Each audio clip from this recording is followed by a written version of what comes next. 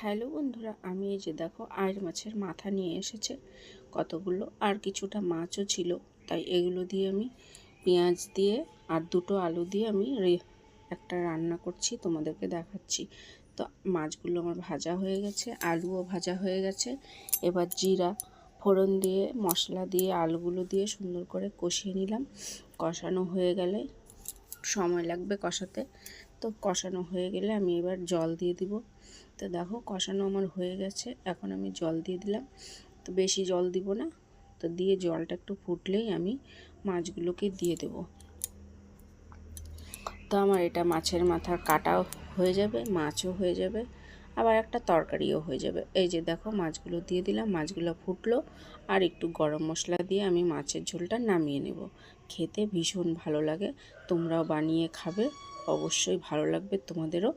তো তোমাদের যদি ভালো লেগে থাকে তাহলে আমার পাশে থাকবে, নেক্সটে আবার একটা ভিডিওর জন্য অপেক্ষায় থাকবে। টাটা।